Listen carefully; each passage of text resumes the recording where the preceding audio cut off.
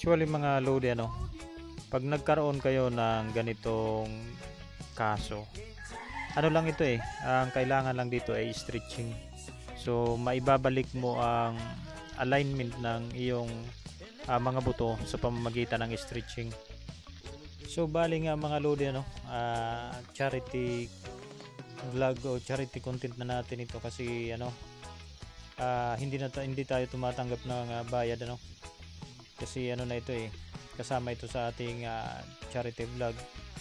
Then siguro hindi tayo kikita pero in the meantime hindi tayo kikita pero siguro sa mga susunod na mga buwan, taon, kasi simita na lang ang sisingilin natin sa bayad ng ating video Kaya kung may mga ganito kayong mga senaryo, ganitong kaso na masakit na likod, balakang, so wag na kayong mag-atubili na mag-message sa akin kasi kasama nga ito sa ating charity content.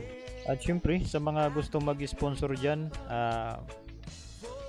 ilalagay ko sa comment section ng ating GCash account para kung may gustong tumulong sa atin para mapagpatuloy natin ang ganitong content. So sa may willingness